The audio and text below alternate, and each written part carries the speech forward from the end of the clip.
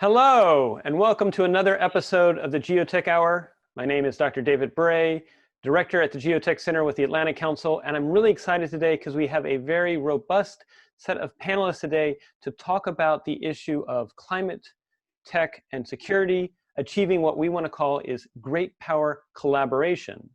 And this is setting the scene for a world in which increasingly we're facing the challenges of how tech and security can help bring together issues involving the climate and climate change and bring about an awareness that we must work together because we're all on this planet together. With that said, I want to welcome Tammy Evans. Tammy, this is your second time with the Atlantic Council Geotech Hour. Welcome to have you here. Could you help set the scene for what we want to set as the conversation today as we move forward? Yes, certainly. Thank you very much, David, and great to be back here again on the Geotech Hour and looking at issues of tech and how tech can assist us. The topic today is really about with regards to the climate crisis and how we try to reverse that. How can we use technology to get at not just tracking the climate crisis, but particularly where there are security issues that spill over from that. So state collapse that can come about as a result of climate-induced pressures is something we all want to avoid. But understanding that conversation, making that link, doing that threat analysis, and seeing where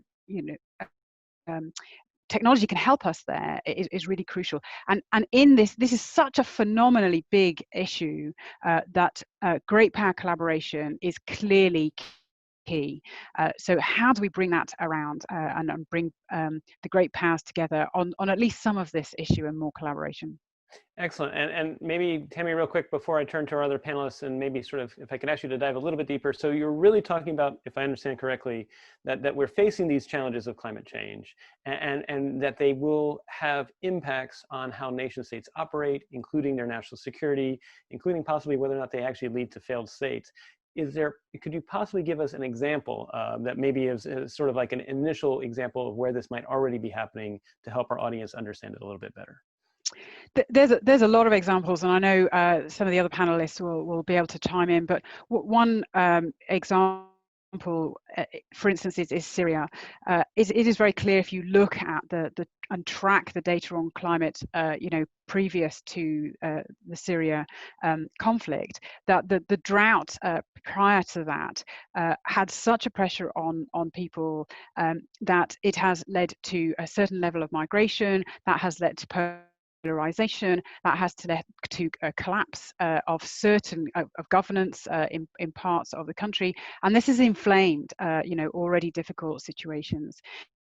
And this has been discussed to some degree by a number of players, but it's not really come to the fore, and there's not a massive recognition of it. So the more we can understand those standards, understand those examples, and I invite my other colleagues to come up with those, the more we can then start to hone in on where we can get after it and where technology can help us. Excellent, and thank you for that, Tammy. And that does sort of put into stark relief that that impact the inability for farmers to have water, that then impacts their ability to farm, that then leads to possibly migration and creates geopolitical strain when that happens. That does highlight how these things are connected. So next, I'd like to welcome Sherry Goodman, first time on the Geotech Hour. Welcome, Sherry. Real quick, if you could introduce yourself, and if you could help actually set, why is this important and why should we be discussing these issues today? Well, thank you very much, David. It's a pleasure to be here with you on the Geotech Hour. So, we've characterized climate change as a threat multiplier now for well over a decade. And what that means is that climate change acts further to destabilize regions in addition to already existing threats such as state failure, weapons of mass destruction, terrorism, and even, as we've seen in recent years, great power competition. So let me give you three short examples. Tammy already brought up the Syrian case, which is an excellent example of how prolonged drought fed into instability, climate-aggravated instability, which led to unrest and then fatalities, and the greatest conflict we've seen in recent years, with great migration from that as well. But let's take North Africa, around the once very healthy Lake Chad region, which supported 4 countries, populations of 4 countries. That lake shrunk, dried up, could no longer support the food, provide the food and water for the fishermen, the farmers, and the herders. That allowed Boko Haram, Al Qaeda, and other offshoots to take advantage of vulnerable populations. So that's further destabilized that region. Second, in Colombia and parts of Latin America, the coffee crop, which has been the economic heartbeat of that region, has been become much less reliable due to climate changes in recent years, and that's left many without livelihoods, and also forced migration further northward for families that can no longer support themselves. And finally, one doesn't think about, but the Arctic. The climate is changing there faster than anywhere else on the planet. The temperatures are rising, sea ice is retreating, permafrost is thawing, and that has led to destabilizing relations between the great powers, Russia, which is already an Arctic power, and China now declaring itself to do so. And so those are 3 examples of how climate is aggravating the security situation globally. Excellent, and thank you for that, Sherry. Those are 3 really great examples that are happening now that highlight why this is important. Real quick, Sherry, if I could ask, I get the sense that probably why we're having this conversation is we're concerned that there's going to be more of these tension points, more of these events that are going to cause tension from happening. And I guess, Sherry, I'd be interested in your thoughts. How would you recommend that we start to help the public become aware of this? Do you have ideas about how can we involve the public, recognizing at the end of the day this might be either public leaders or private sector leaders assembling, but is there a role that the public could play with sort of beginning to create a awareness and possibly a pressure to try and work to collaborate on these issues versus compete on these issues? Well, absolutely. First of all, most people around the world today know that climate change is affecting them where they live and how they live, from wildfires in the West, floods in the Midwest, extreme storms and hurricanes, and sea level rise, changing our east and Gulf coasts on a fairly regular basis now. So people are living it. So what can they do about it? Well, already we are deep into the throes of the energy transition, and the greatest job growth in the country right now is in renewables, in wind and solar. So as we move through the energy transition, we have opportunities to grow jobs for Americans and for people around the world. China is is the largest solar producer in the world right now. And at the same time, on the tech front, we talk a lot about clean tech, but we need also to talk about climate tech. And that's why I'm very happy to be part of this conversation this morning, because the science has enabled us, climate science has enabled us to, model the future and understand how loading greenhouse gas emissions into the atmosphere is changing the planet.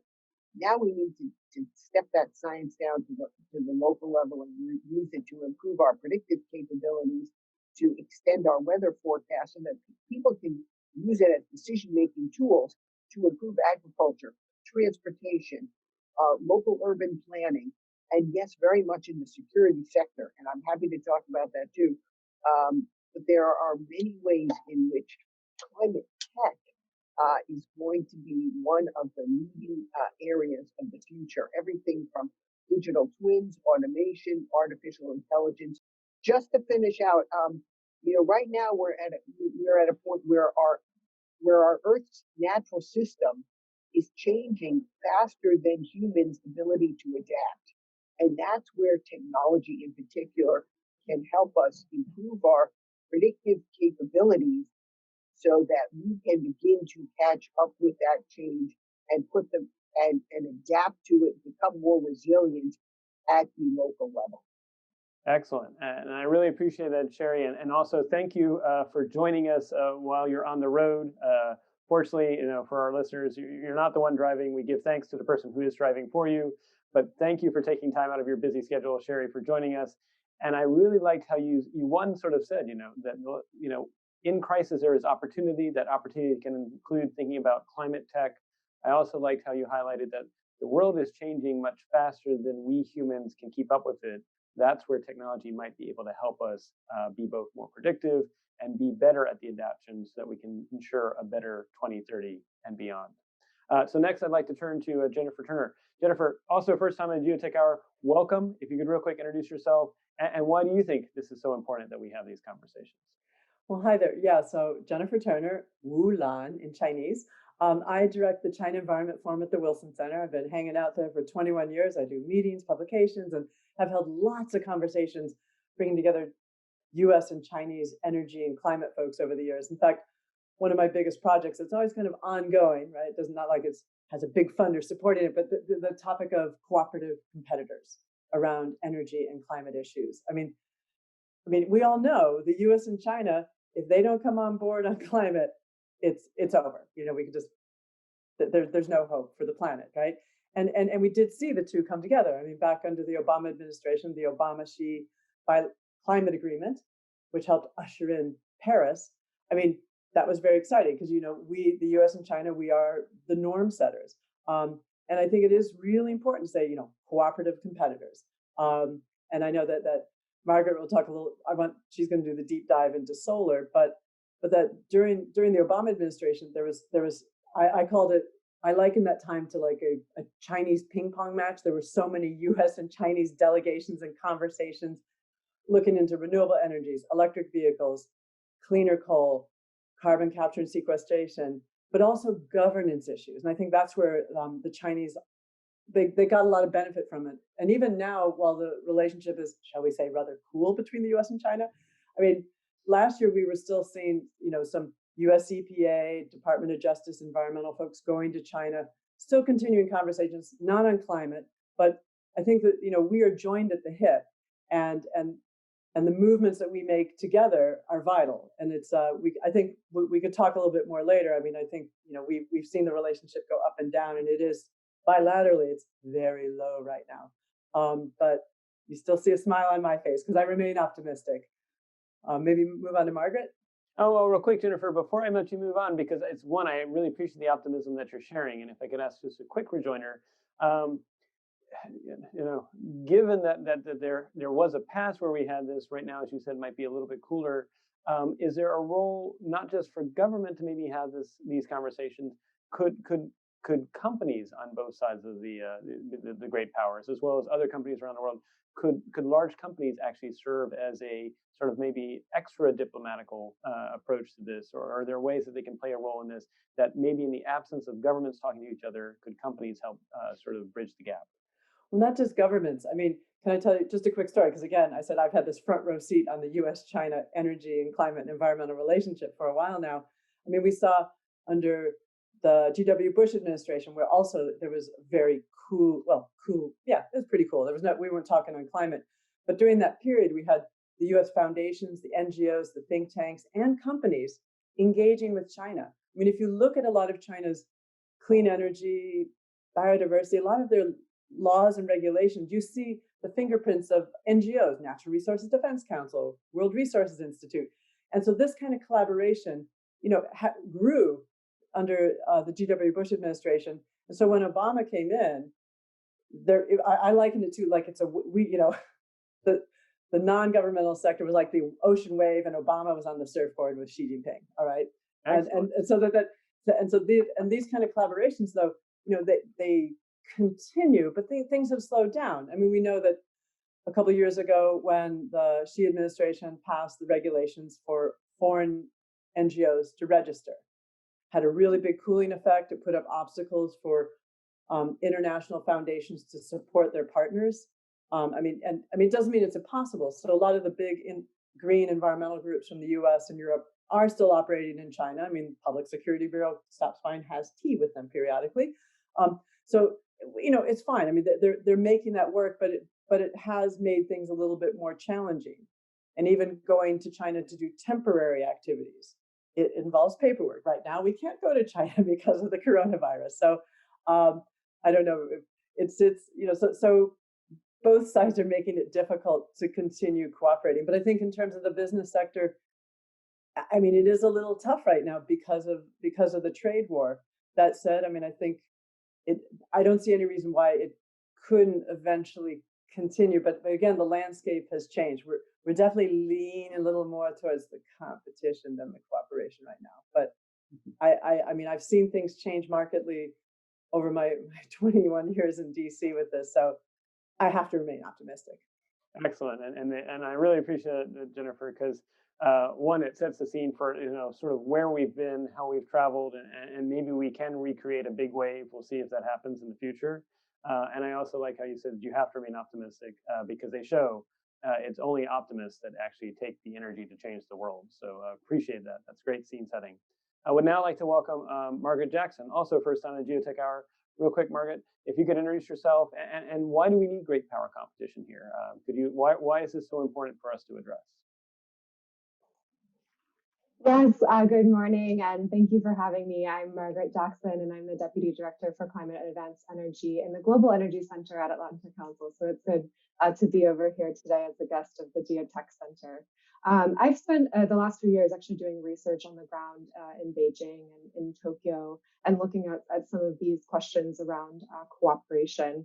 And I think I'd love to start and just go back to what Sherry was talking about in terms of the public awareness of why this is an issue. Tammy underlined for us the hard security concerns around the increasing impacts of climate change. But I agree with Sherry that I think the public awareness is there.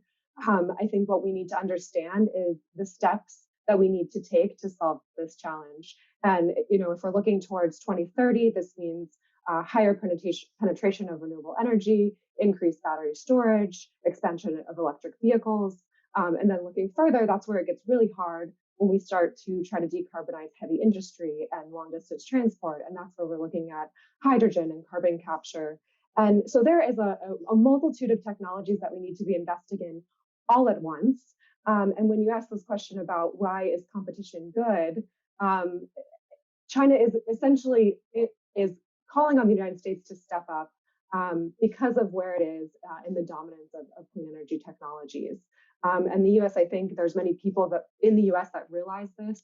There was a great report out of Columbia University that called for much higher investment in innovation and research and development in clean energy innovation, which I think is fantastic. And it lays out a roadmap for whoever the next administration is that I think we should absolutely act on.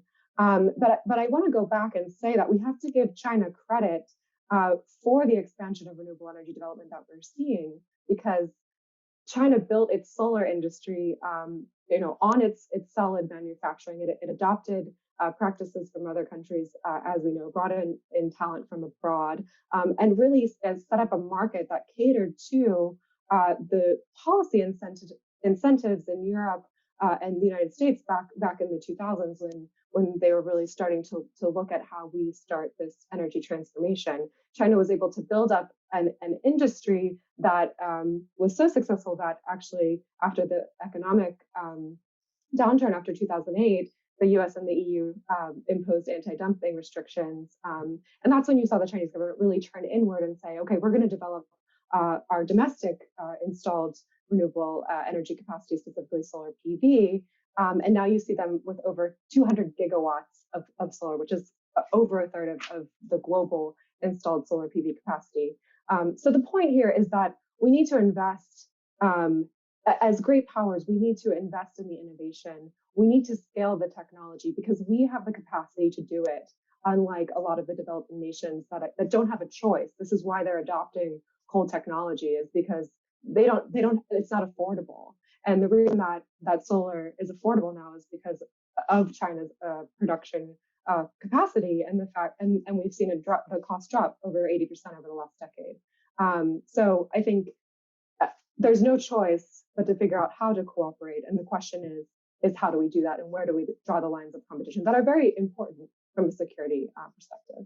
Excellent, and I really liked how you sort of set the scene, Margaret, that it really is about thinking about how we can change economics to make things affordable in terms of global energy, that then has ripple effects in terms of security and how the world operates. And I think that's sort of the multi stages of the game need to be thought about. Real quick, if I could ask you though, let's say a new leader comes to the stage, in either country, or maybe and they say, recognizing there's been a lot that's been done, recognizing we are where we are now, what would be, how would you recommend them to sort of think about moving forward about how technology can now help in 2020 on beyond? Is it simply on trying to help with manufacturing things that can actually address climate change, or is it, as also what Sherry talked about, could technology help with prediction, and what would that look like as well? So what would you recommend to that leader that maybe is not a tech expert but is wondering, where do I even get started? Yes, I mean, it's absolutely about the climate prediction technology. That's not something I've looked at extensively, but it's very clear that without data, we don't know where we are, and we can't track where we're going.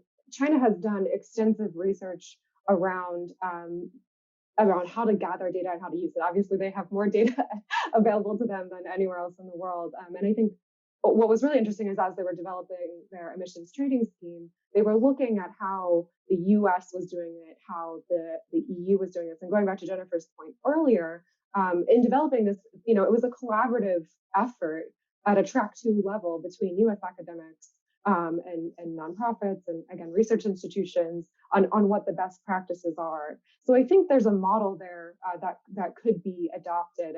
And you talked earlier also about private sector collaboration, and again, it gets a little bit sensitive these days. And what I would say to that is, I think it's going to be really hard to do technology cooperation, no matter what happens politically. It's just where the US public is, where the China public is. It's not only about the pandemic, it's just the fact that our relations have deteriorated over the last few years. And so I think what that means is that we need to double down in multilateral forums, which do exist.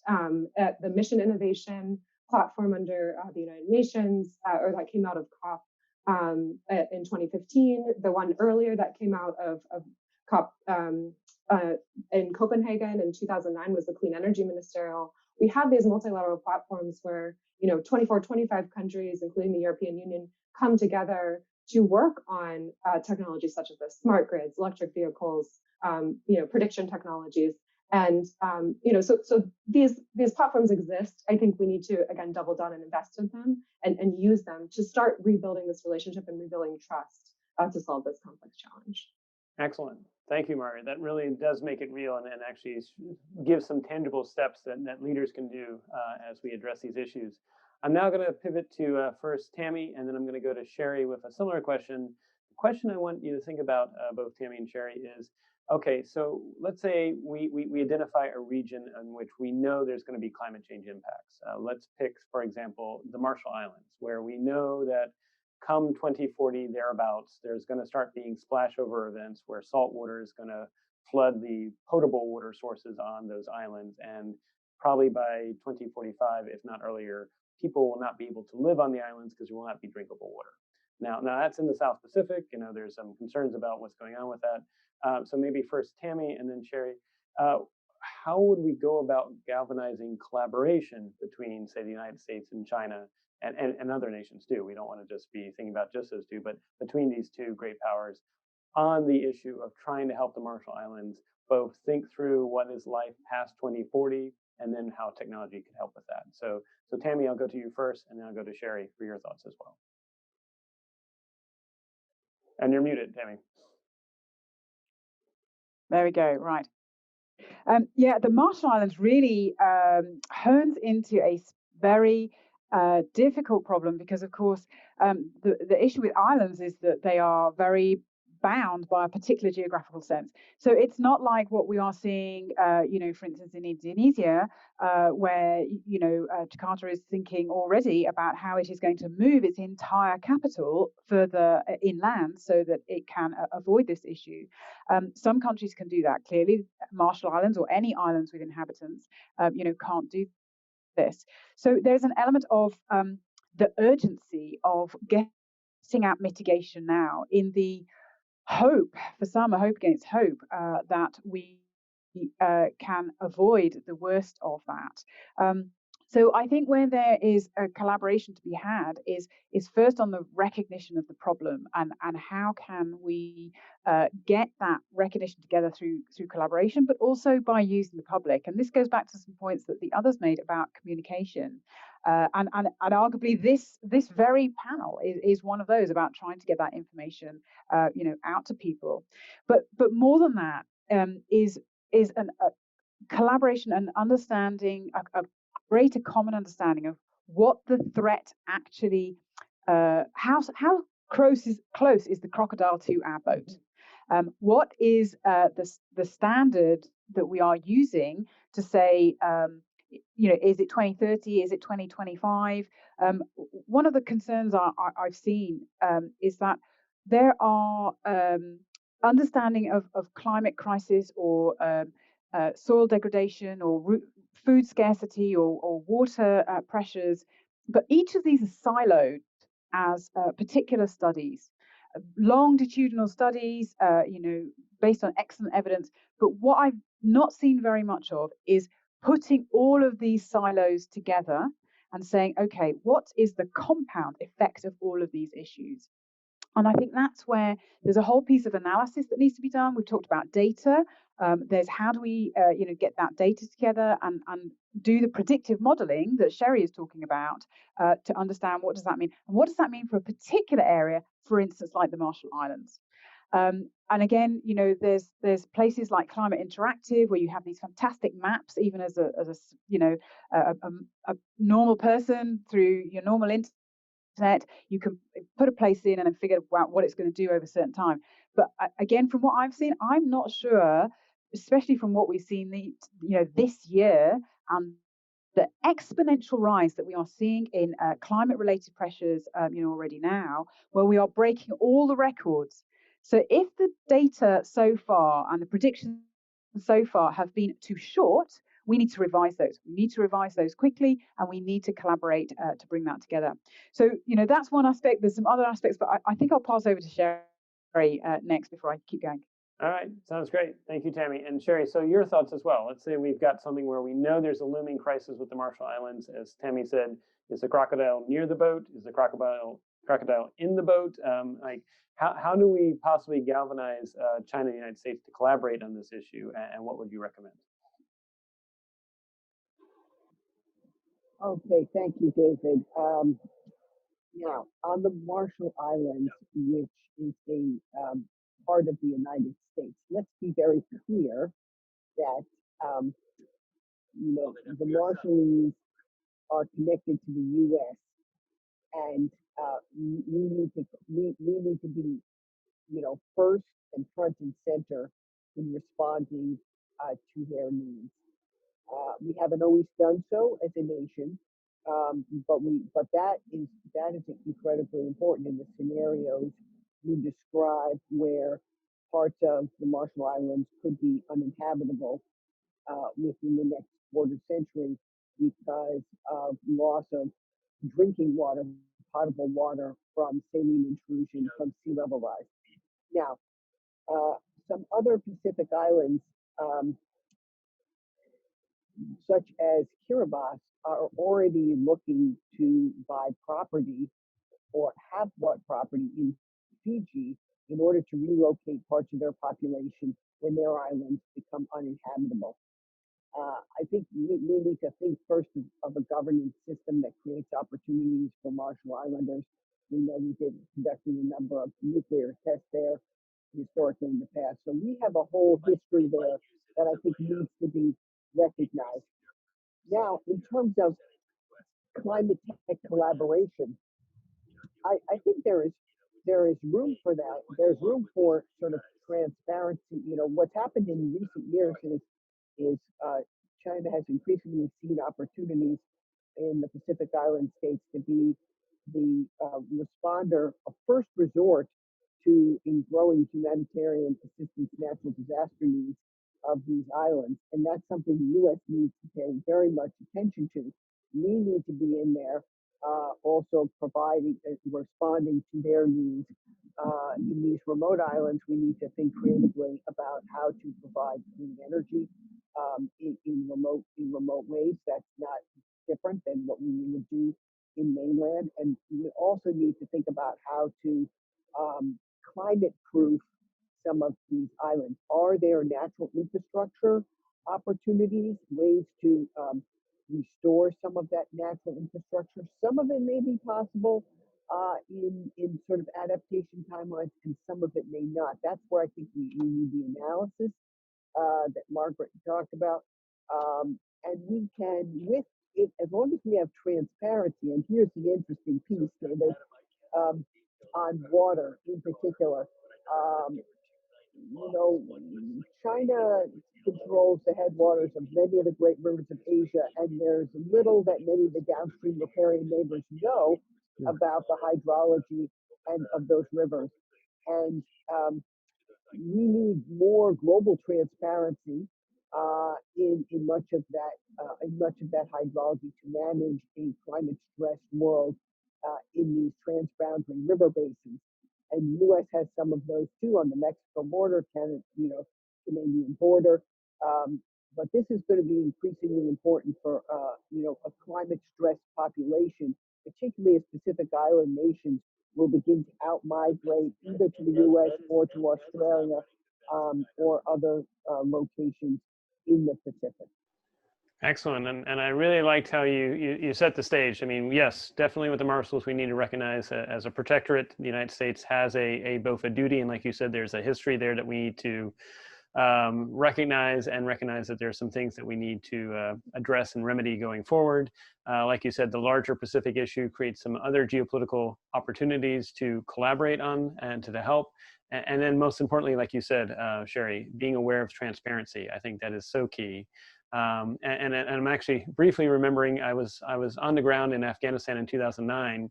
And when I came back, I ghost wrote some recommendations that unfortunately got buried, saying we should invest in portable energy, portable water, portable shelter for Afghanistan, because they obviously had instances where their irrigation system were destroyed in the 70s and 80s.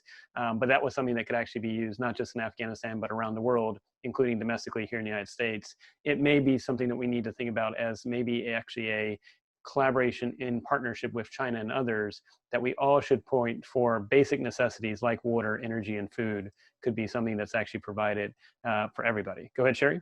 Yes, that goes. I think. Thank you for bringing that up, David, because that goes under the heading of environmental peace building, and that's a growing field of international collaboration, and that's one where I think China, certainly because in recent years it's had the largest number of UN peacekeepers, and so as we invest in environmental peace building through multilateral missions, where China is a part, I think there are opportunities to introduce this kind of technology to improve food and agriculture, food, water, and agriculture for populations in climate stressed and other vulnerable regions. Excellent. Well said. Thank you for that, Sherry. I'm now going to go to Jennifer and then to Margaret with a slightly different question, which is we've been talking about these technologies, including both technologies that can help people adapt. For example, I've seen examples of possibly floating cities or floating infrastructure as a way to actually help people live on the ocean. That's just one example. But we also are talking about predictive technologies. Sherry was talking about the need to have greater transparency on the hydrology of rivers, and that would point to possibly commercial space assets assisting. So I'm going to go first to Jennifer and to Margaret as to how do we govern this? How do we govern the data? How do we govern the technology, intellectual property? Is that the United Nations? Is it something else? Recognizing that's probably an open-ended question, I'll go first to Jennifer. What are your thoughts? And then to Margaret. How do we govern this? I'm actually not a big expert on this kind of data monitoring. Margaret, do you swim Margaret, in do these you want to waters? tackle it? Well, I think, yeah, the IP question is particularly controversial when it comes to China. And I think, but there are ways that we've been able to work with them in a commercial, in the commercial space. And I'm specifically referring to the US Clean Energy Research Center.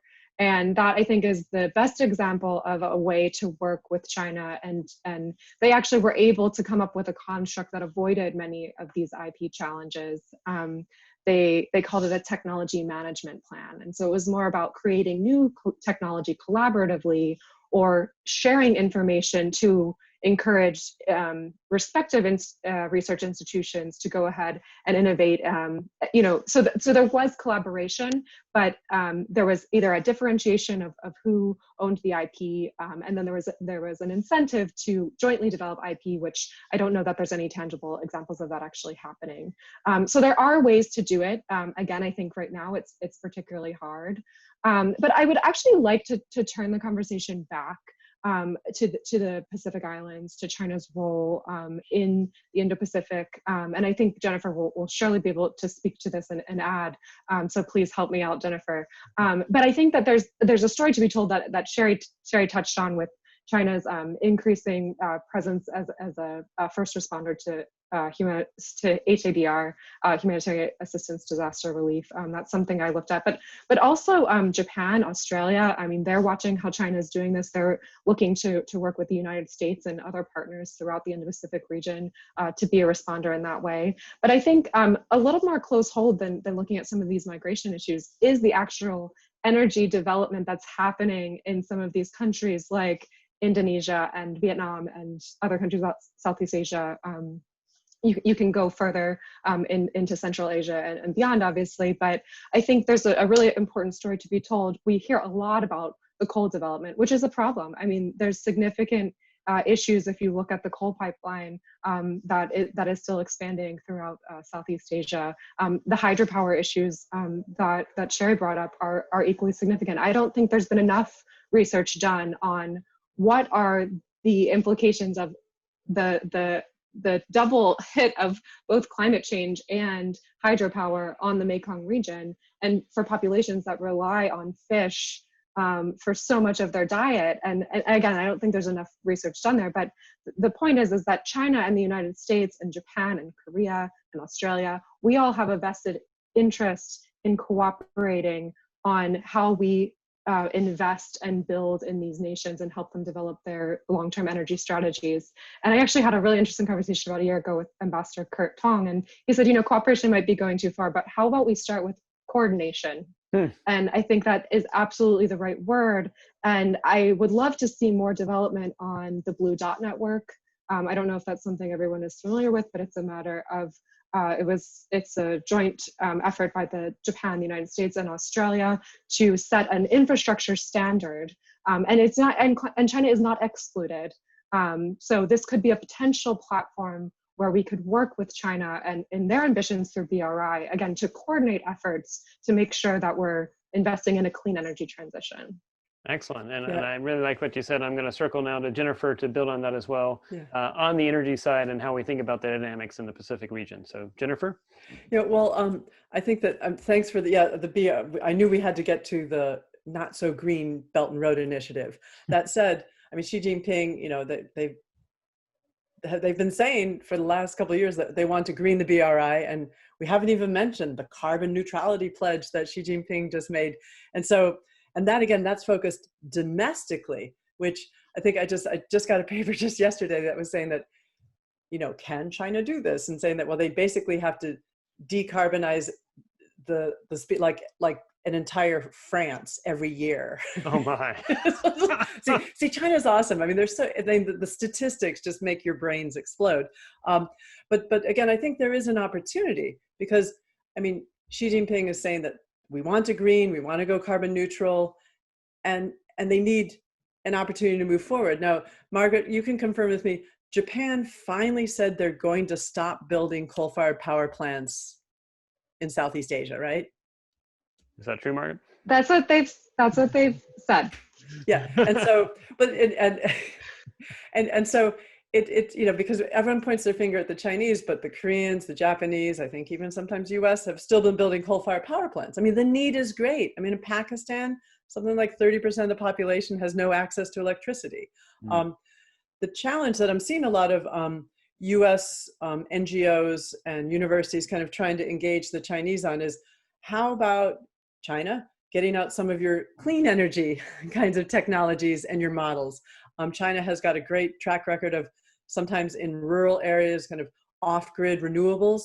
That would be great. I mean, even as aid, I mean, doing those kinds of acts, or energy efficiency. I mean, China has, they're at a tough time right now because, now they're in the stage of their energy transition where it's going to really start hurting.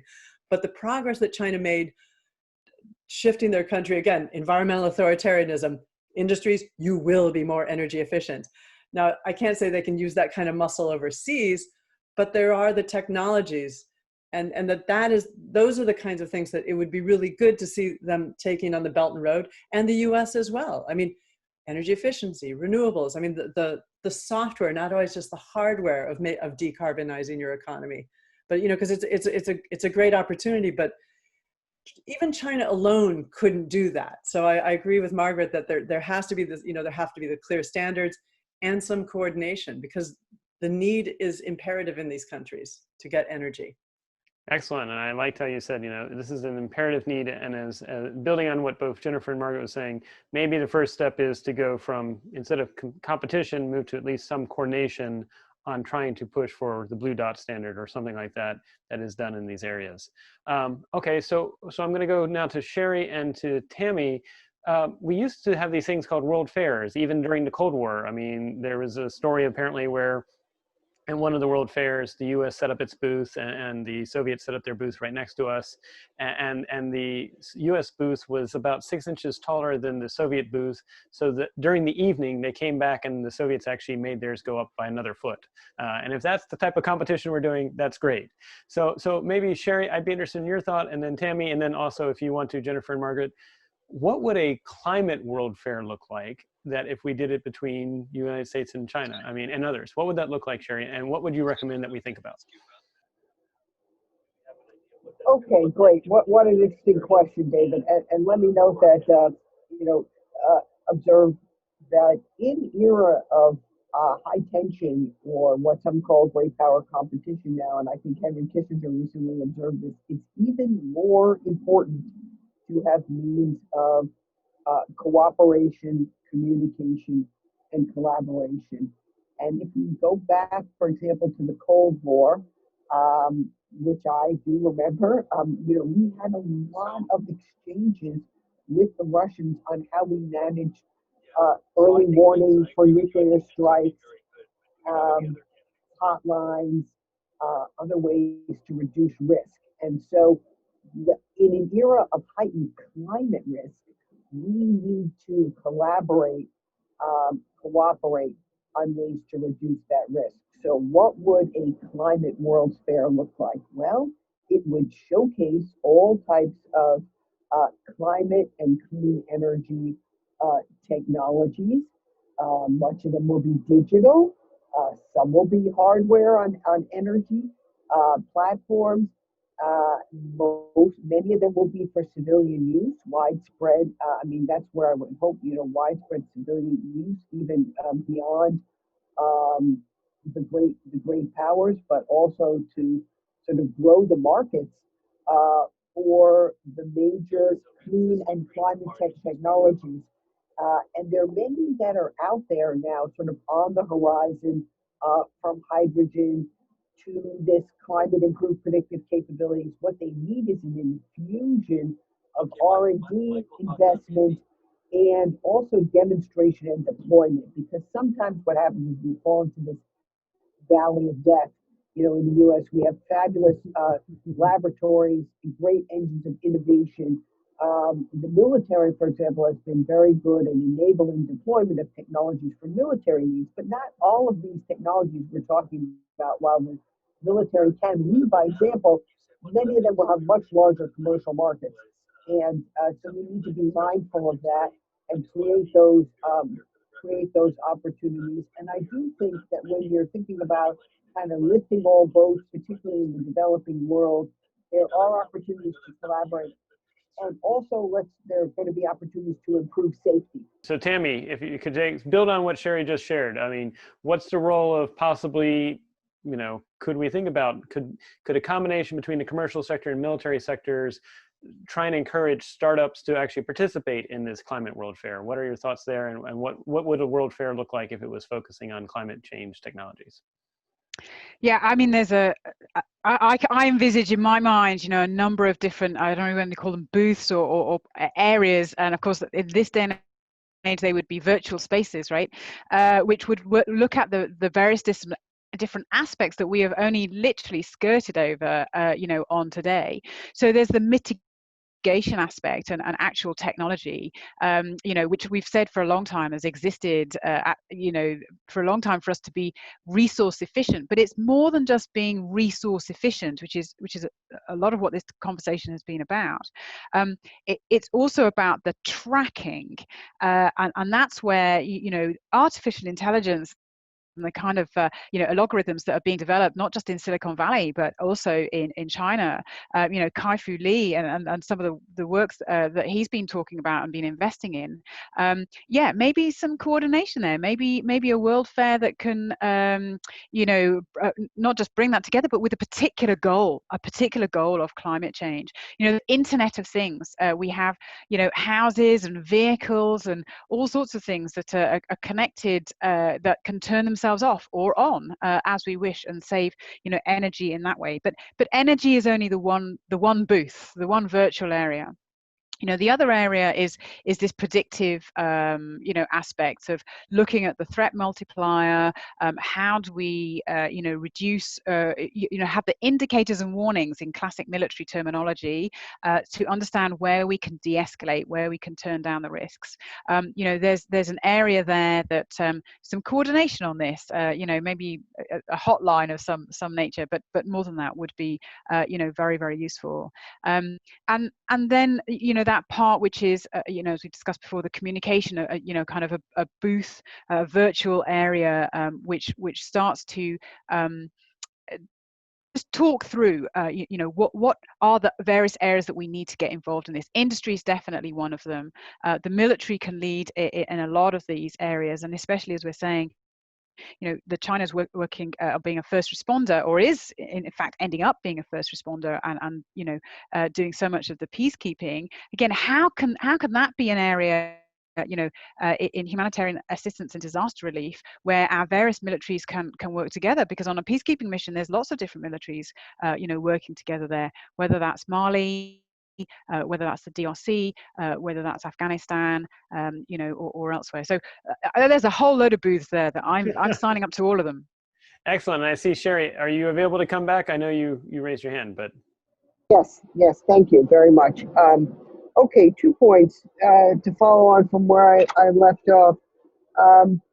In the 1990s, we had very active military-to-military environmental cooperation, particularly with Russia in the early post-Cold War years, on everything from reducing nuclear waste streams from decommissioned submarines, Russian submarines that had sunk on the Kola Peninsula, to how to manage training ranges, to exchanging overhead images from our declassified images from our intelligence community that showed observations that we each had on hazardous waste streams at military bases.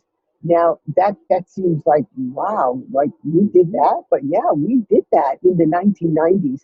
We also took early steps towards mill-to-mill environmental cooperation with China during parts of the 1990s. It didn't get quite as far, but we had ship riders, for example, on PLA Navy ships, and they came on U.S. Navy, and we went on PLA vessels. So I think there are some small steps that can be made that help to improve trust and understanding.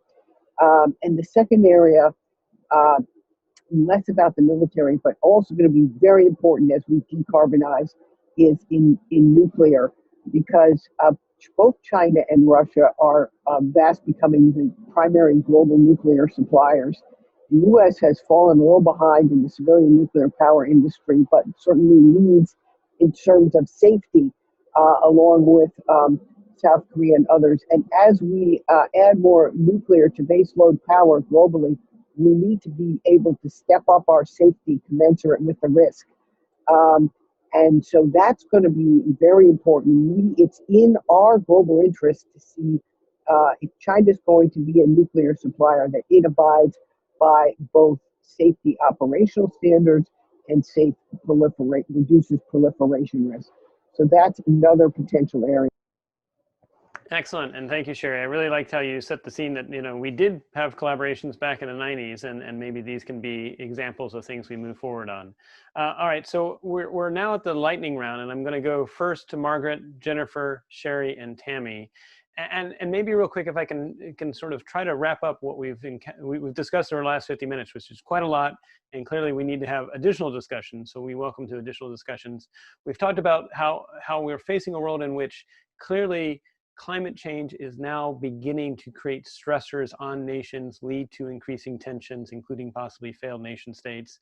This is something where we need great power collaboration to make it happen. We talked a little bit about what that might look like in the energy sector, but also in terms of addressing a humanitarian response, and then floated the idea of possible world affairs. So I'm going to actually ask Margaret and then Jennifer, and we'll continue with Sherry and Tammy. Let's say 2021, world leaders are still trying to pull out of COVID-19. They're trying to address collapsed economies. And now you're asking them to also think about climate change. Is there actually a way that maybe we could do all three? That in trying to put funds towards better testing and awareness and detection of both future waves of COVID-19 and other pandemics, and trying to put money towards galvanizing industry and startups that could also lead to climate tech and prediction of climate tech. And so maybe, Margaret, if you could recognize we're keeping this short, and that's a tall order, where would you even recommend 2 to 3 recommendations for world leaders to start in this area? Yes, no, that's a fantastic question. And I'm actually going to build off what the first of Sherry's 2 last points and say that I completely agree that we need personnel exchange. And while that might be difficult in a COVID environment, I think that when we talk about innovation and research and development, that starts with people coming up with ideas. And I was actually one of those naval officers that did an exchange with the PLA wow. During RIMPAC a few years ago. So I mean, I can attest, and I also was a Fulbright scholar in China. So I can attest that the US government has programs that sends students and academics and government officials abroad to build relationships. And I don't think we can underestimate that. So that would be my first: build relationships, invest in it, build education systems, support STEM education. Again, start generating those ideas at a young age for your citizens. And finally, educate yourself on what other countries are doing, because some cities in the US are saying, we have great programs to combat climate change. We're going to put X number of electrical vehicles on the road by 2030. And then you say, well, look at what Shenzhen's doing. And it kind of puts it in perspective. So those would be my 3 top recommendations. Excellent. Very well said, Margaret, and quite impressive background. Glad we came. We were able to, you can say you were there. So Jennifer, your thoughts and recommendations. Well, I'm going to kind of ride on to her last comment about EVs. I wanted to insert, if I'd asked the World Fair question, I wanted a whole area called "Come on, baby, drive my electric vehicle." Because what needs to happen, it's not just about the cars. I mean, the Chinese are basically eating our lunch right now, right? Because Xi Jinping said, we're going to do this. They have a very state-led, not market-led development of electric vehicles. But when you look at what they're doing, and again, some of it's forced. I mean, the U.S., we're way far behind in terms of our investment into this technology. There's the batteries, there's even the infrastructure. And I think that, maybe we have to light that little fire of the competition, but looking at what others do. I mean, the U.S. has fallen behind. Also, I'm glad you mentioned, Margaret, like in terms of cities, in terms of renewable energy, because COVID slowed it down. But there's going to be a big need for jobs. And I know that years ago, there was a great WI report and others that talked about how, like with clean tech, 75% of the jobs are where it is installed. And so, there's a strong argument to be made that, that in the US, that getting the federal policies right to help encourage particularly a lot of these innovative states in the US to kind of rise up and take more climate action is going to be something really important to do. I know I was just focusing on the US, but then, and it's going to be interesting to see, like with China's carbon neutral pledge, what kind of fires that's going to start in China in terms of investment and innovation. And, we shouldn't be following, right? We should be running, they should be running alongside each other. We're competitive siblings. We should keep doing that. I like how you said that. We're looking for that competitive siblings again. Going back to the World Fair was just about, I want to have my booth be taller than your booth. If that's the competition we're having, that's actually healthy for the planet, and actually, never waste a crisis. In this case, COVID-19 has impacted world economies, but maybe the way out of it is actually further investment in cleaner energy, cleaner climate tech in general, and then also prediction technologies to help us navigate the future ahead. So thank you for that, Jennifer. So Sherry, what would be your 2 or 3 tweet-length recommendations to world leaders about how we navigate 2021 onwards in these areas? Well, David, thank you for bringing connecting COVID to the climate crisis, because they're two, they remind us of how urgent the human security dimension of this challenge is. And now we need to put it in a broader frame, really, of natural security. I want to broaden the environmental and climate security to natural security, because we know that it's the failure properly to manage wildlife. In China, it was potentially that wet market that was the source of the COVID-19 virus. And we've got a biodiversity crisis upon us globally. And that is something that cannot be addressed by any one country. There have been, negotiations, multilateral negotiations in the UN. Unfortunately, the U.S. is not very active in it right now, but we could be, we should be. We need to lead in this area, because the biodiversity crisis is a human security crisis. That's one point. And then the second part of natural security that is so important to both China and the U.S., where we have our greatest source of tension now is in the oceans, right? Think about the South China Sea and the Pacific. But the ocean health is also very vital to global health. It's the source of fish, potentially pharmaceuticals, it's source of transit, and many, many other dimensions. And so we both the U.S., China, and other nations have become great research centers on ocean health. Now, as we move into ocean tech and the blue economy, that's going to be part of climate tech as well. And I think I'd like to see this World's Fair on energy, climate, and ocean tech also look at ways to better explore and collaborate on those dimensions. Thank you. Excellent. Well said, Sherry, and those are very powerful words. I look forward to when we can say we have a natural security council that truly is made of different world leaders. That would be quite powerful. All right, so Tammy, bring it home for us. And maybe, if I could ask, adding to what everyone has said, again, and it's interesting how technologies that used to be done by the military for remote sensing and awareness of what was going on increasingly are becoming available to both the commercial sector and the public. How might we be able to use these increasing Internet of Things as part of what we're thinking about recommendations for world leaders moving forward? So, Tammy? So, David, I so much to cover. I mean, concentrating perhaps on what militaries can do and the opportunities that are available over the course of 2021, noting particularly that the UK is leading on COP26 at the end of that year. There are a number of areas. One of them is on actually military platforms and climate tech. So there's a number of there's some collaboration going on already, to look at reducing, lightweighting vehicles, reducing energy in that way, moving over to green, hydrogen.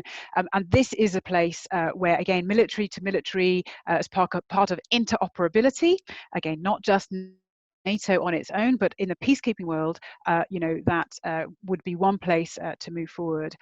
I think also in this run-up to COP26 and over 2021, when we are very much bound and unable to move forward, this is a great tactical pause for a number of organizations and militaries as well to do that collaborative research and to speak to each other on how would they work on the natural resources security and crisis area.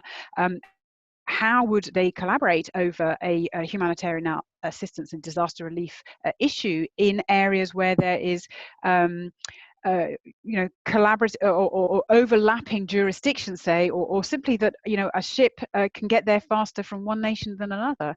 This is another area I think that would be a great place to move forward in next year. Excellent. Well, I want to thank you all. This has been an amazing panel. We definitely have a mandate, as Sherry said, to think about what we can do as a world when it comes to climate, energy, and the oceans.